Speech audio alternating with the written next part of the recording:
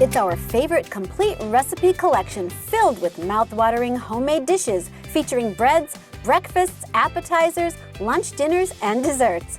Get out your measuring cups, mixer, and chopping board. The Home and Backyard Cookbook begins right now.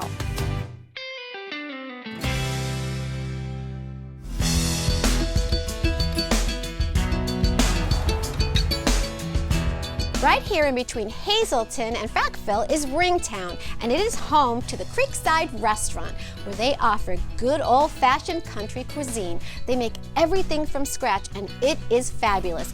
We're gonna go inside and talk to Chef Rob.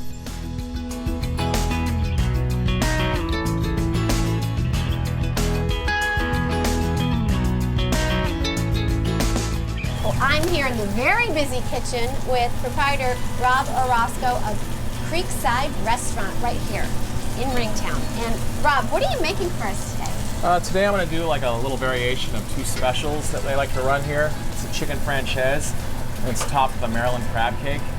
And I'm going to use a little yellow pepper hollandaise and some seasonal vegetables and potatoes to accompany it. Nice. All right, well first we're going to saute the chicken breast. Okay. So we're going to take the 5-ounce chicken breast, we're going to dredge this in the flour, shake off all the excess, and then place it right inside the egg wash. Alrighty. You have to make sure your pan's hot, Jackie, otherwise it's just going to lay flat and you'll have an omelet and not much chicken franchise. All right? You see how the oil starts to swirl like that? All right, that's how you know you're ready to put in the thing. Or you can just take your little tong here.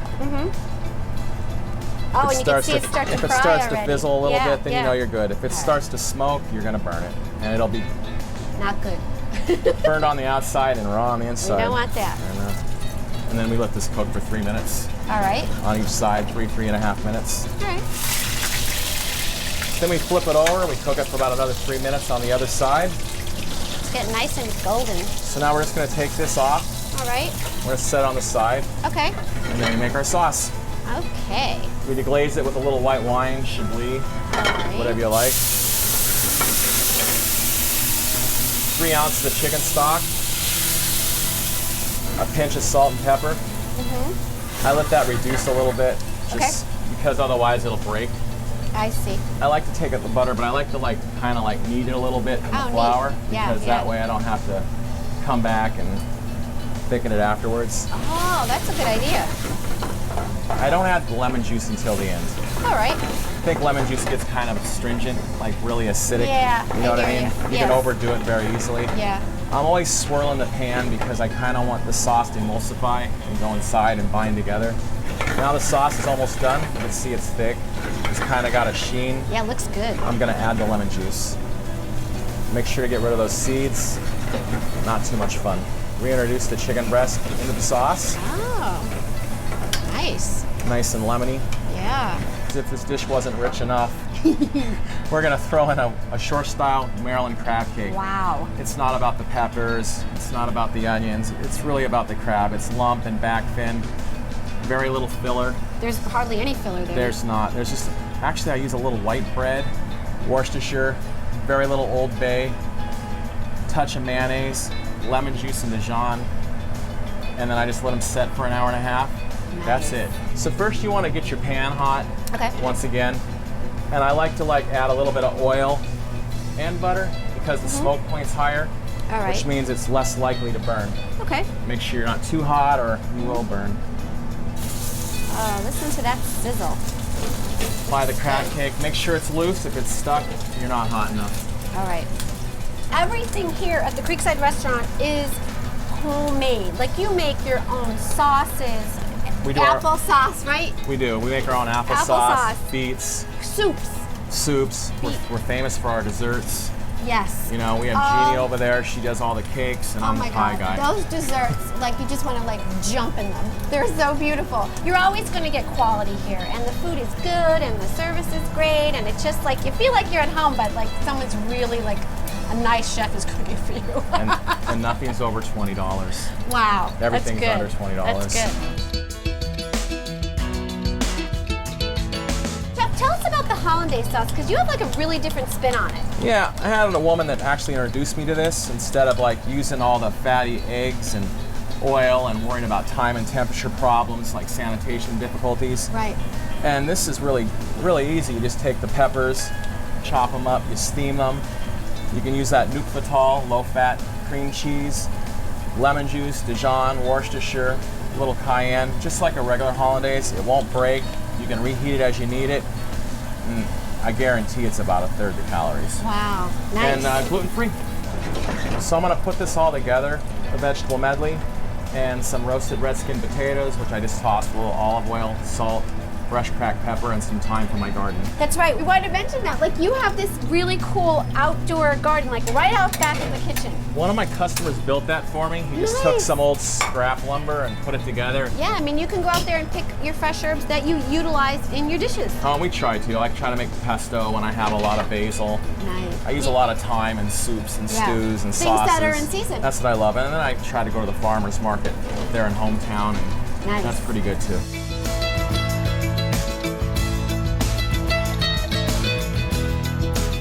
Well, Chef, it's time for me to taste. Well, that's the big important thing. Woo-hoo. I want to dip it in the sauce too. Oh gosh, that is so delicious. I love the chicken with the crab cake. And you know what? You're right, that hollandaise sauce is good. It's not heavy. Right, or eggy, or high in fat. Very smooth, very light. Very good. And even this sauce too, I like. The lemon butter sauce? Lemon butter, yeah. There you go. Oh, it's just the perfect blend of flavors. Well, thank you so much for having us. And I know folks want to visit here at the Creekside Restaurant. Give us some information. Well, we're in a little town called Ringtown at 116 Ringtown Boulevard, 17967. You can catch us on Facebook. So once again, thank you, Chef Rob, and we really appreciate you having us here at the Creekside Restaurant in Ringtown. It was great having you. Thank you, Jackie. Thanks.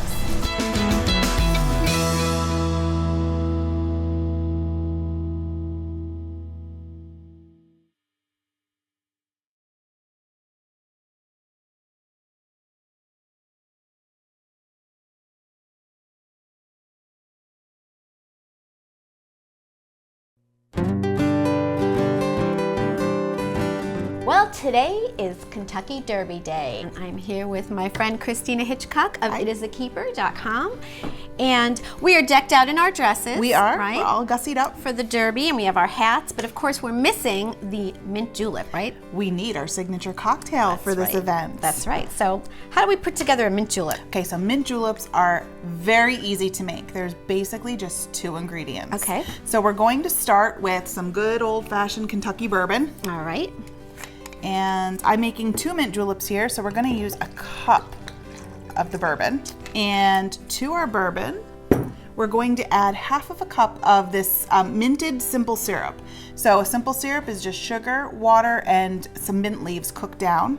And it's like a nice thick sauce. So I'm going to do about 1/2 cup of that. Now, for those of you who may want to make the mint julep, you could probably do a lemonade and put some mint in it or something if you don't want to do an alcoholic drink. Absolutely. Yeah. Or iced tea. You know, if you wanted it to look right, you know, yes, you're with right. some mint in there. Yeah, very good. So I'm just going to give that a stir. There we go. And traditionally, mint juleps are served in glasses like this. Now, they're usually metal, but we have glass ones here. And you fill the glass with crushed ice because we're just drinking that's straight. some straight on bourbon here. So I'm just going to fill the glass with the It's a relatively simple drink, isn't it? Yeah, it's very simple. Put your little straws in there. Yeah, we'll just garnish it a little adorable bit. straws. Straw, and of Isn't that course cute? we have a sprig of mint ready to go. And we're all set to We are watch all the set. Run for the Roses. We are ready to run. Well, before we taste our mint juleps, we're going to make some adorable horse cookies that you can serve if you're having a party. I'm so excited. All right.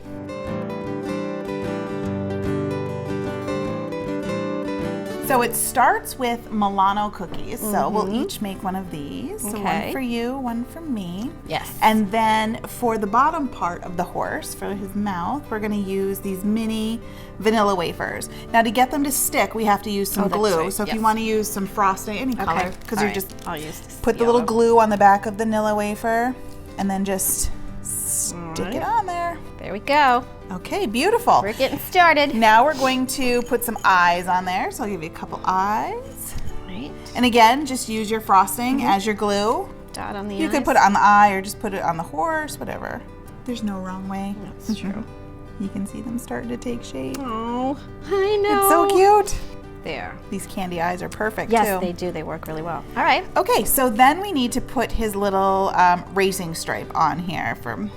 So pick any color you like. There's the yellow, there's blue, red, green, whatever. I think I'm going to try a green. What would you like? Just pass me anyone. I'll use red. Okay. And then you just sort of draw a little rain. a little rain, right?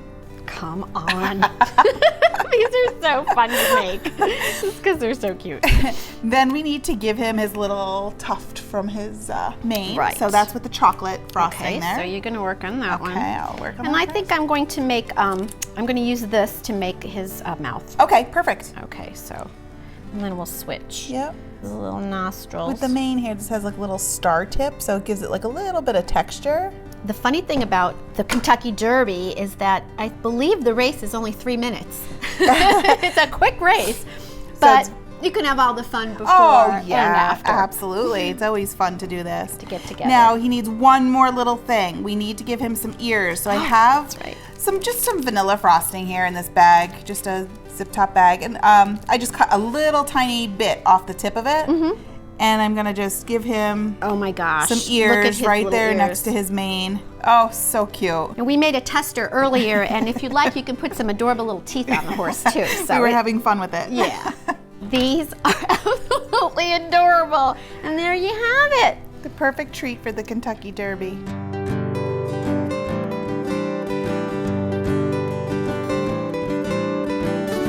We have our mint juleps and our beautiful little horses. We are ready to run for the roses. That's right. So let's tell everybody how they can follow you and check out your blog. Sure. So my website is www.itisakeeper.com. I have hundreds of recipes. Most of them are easy to make and no frills attached. And then there's cute things like this on there as well. Absolutely. Well, Christina, thank you so much for having us You're at welcome. this adorable party. Yeah. And Cheers. Cheers to you. Hoo-wee! Yeah, we are ready.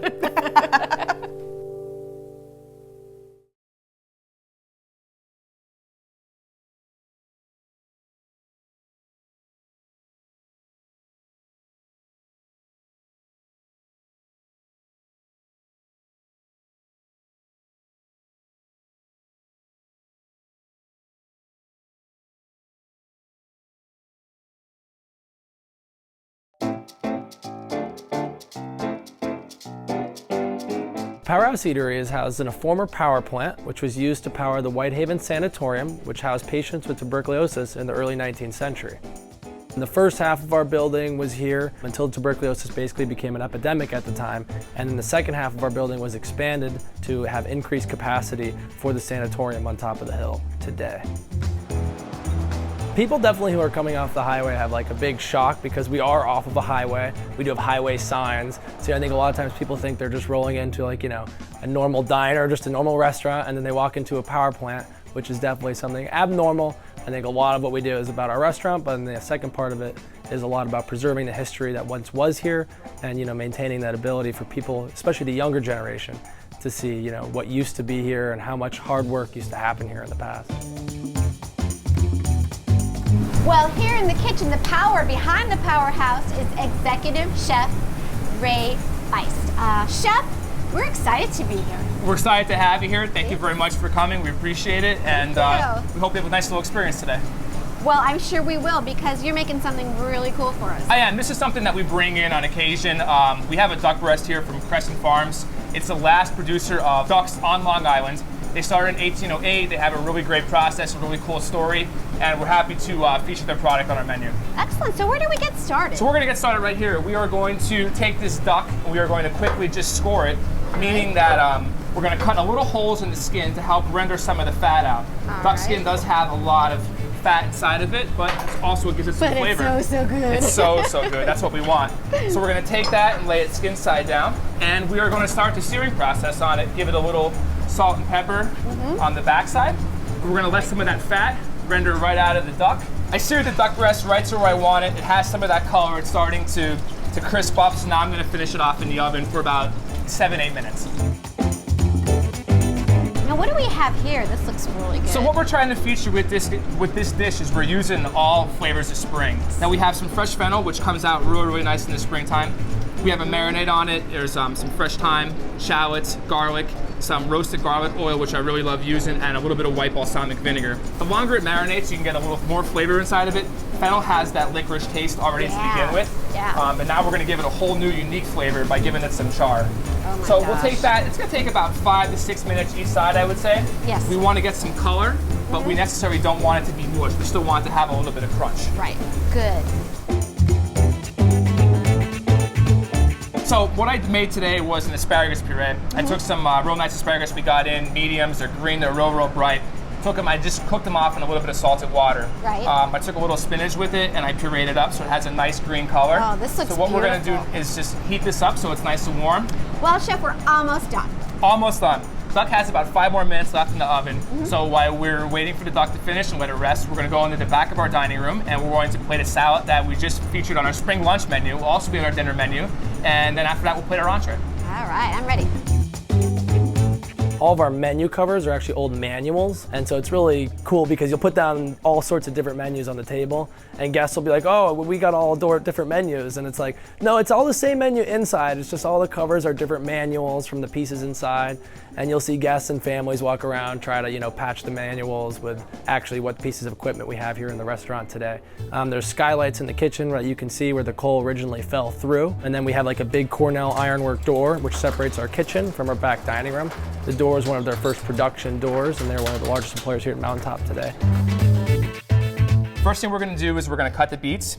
These are red beets that I took in the oven, and I took the tops and the bottoms off, and I roasted into a pan with about 1 inch of water in the bottom, and I covered them with aluminum foil. It took about an hour and 15 minutes, and the idea is you want them to be knife tender, so when a knife can go right through, slides right through, comes right out. So we're gonna take the beet, leaving as much beet in place as possible.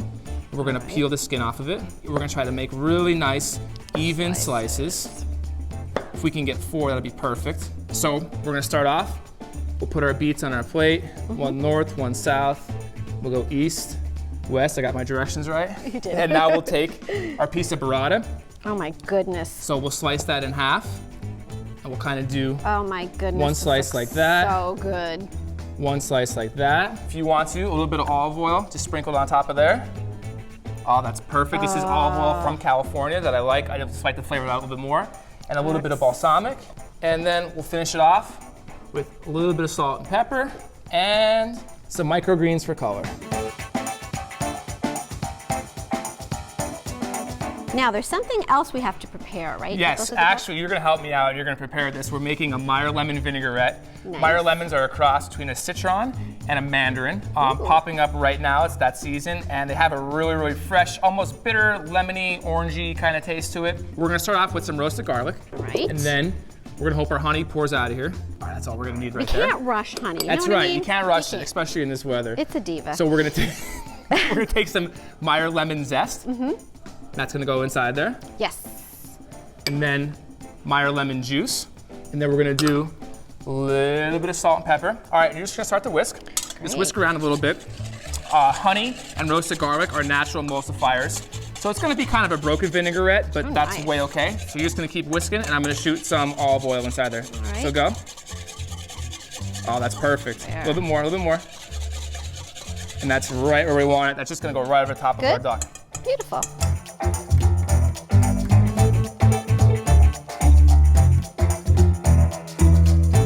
Okay, Chef, I am going to taste this baby. You're up, Jackie. I am up and I am ready.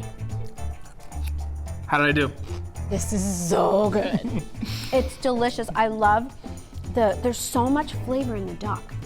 The duck is fantastic. I heard the crunch of the fennel when you bit Yes, into it. You I have know. the acid and like the sourness of the Meyer lemon. Oh, the lemon. It's the whole combination is perfect. You've Thank you. really done well here. Thank you very much. Thank you so much for preparing this for us today. And I know so many people are going to want to visit the Powerhouse Eatery, so give us some information. So Powerhouse Eatery, we're located off of exit 273 on Interstate 80. We are located, our address is 60 Powerhouse Road in Whitehaven, Pennsylvania. You can check us out at www.pheatery.com, and all of our social media is Powerhouse Eatery. Check us out. Absolutely. Good friends, great food here at the Powerhouse Eatery. Thank you so much, Chef. Thank you very much.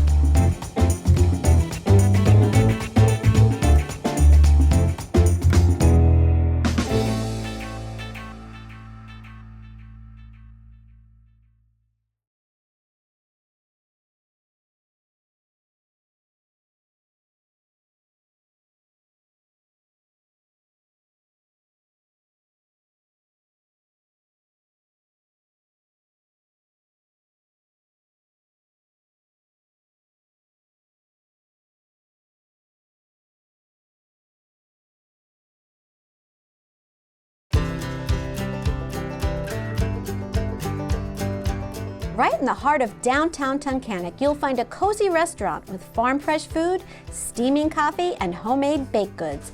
It's called Country Kitchen by Bree. Well, we're excited to be here at Country Kitchen by Bree, and this is Brianna, the owner. And Brianna, you have such a great menu, and I know we're going to talk about it a little bit later, but everything's pretty much farm to table. Yes. And you're going to prepare a fun dish for us today. What are you making? We're making a farmer's egg bowl. So Ooh, in nice. that we have the farm fresh eggs. We also have onions, peppers, a farmer's cheese, there's some seasonings, and we're gonna use the sweet potatoes. Excellent. Well, let's get started. We'll put the oil down in the bottom of the pan here. And then we're gonna start with our sweet potatoes first. We'll Okay. just put them right in the pan. All right, we have that. And what's next? We'll do the broccoli. As we were saying, all of these items come from local farms, which is really great. Oh, they do. You're a very big believer in the farm to table. I am, yes. We have about a dozen now that we work with. Nice. The farthest we use is right outside of hometown. Excellent. So we'll let this cook. Okay. Now we're just gonna season what we have in here. Just a little bit of pepper. Okay. And then I put a little bit of garlic in there. Nice. Just a little bit. Is this a dish that you could change with the seasons, or is this more of like a summer dish? You can change it with the seasons. So when we first started, I had the rutabagas in it. I had parsnips, sweet nice. potatoes. It was a totally different. A lot of the root vegetables, right? Yes, it was all root vegetables. Yeah. And I had like a spicy cheese, a smoked cheese. Still the same idea and dish. You can just change what you put in it. Right. Now we can add our spinach. Yes, we'll just put that in there. So many good things in this dish that are so good for you. And now I'm gonna add the bell peppers. Just gonna give it a little stir again. Okay. Great. The spinach cooks down really quickly, doesn't it? It does. It gives it nice color, some good flavor, some iron in there. It's a nice, well-rounded dish that you can use either for breakfast or for dinner. So this is a red pepper jam that we make, and it's not too spicy. But a little kick. A little bit, but it gives the dish a really nice flavor. Yeah, I like the fact that you make these things here right in-house with jellies and Yeah, we do all our own pie fillings, soups. apple butter, pumpkin butter, the Yep. soups. So we're gonna add our eggs. Your nice farm fresh eggs, right? I like how it's all done in one pan too. It's a one-pan dish. Yeah, Easy cleanup. Yes, I love a one-pan dish. You only have to use one. Yeah. And these eggs are super nice. You can always tell a store egg from a farm fresh eggs because the yolk is a lot darker. I just let that sit for a minute and then we chop it with our cheese. So this is the farmer's cheese, also done locally. I just sprinkle it right on top and then it melts. And then we always serve them with our homemade bread. And there you have it, our farmer's egg bowl.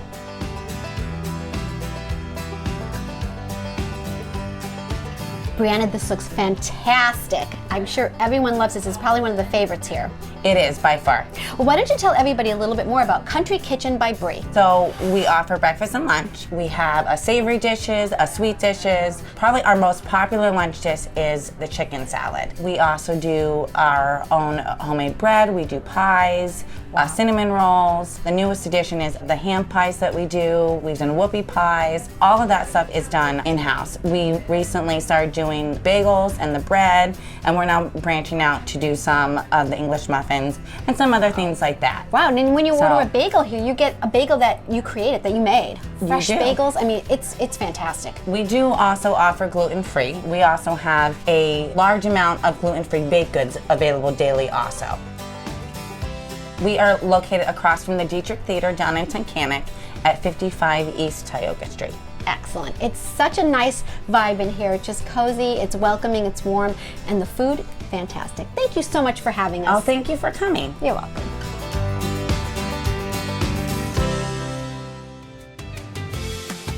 We'll see you next time on the Home and Backyard Cookbook.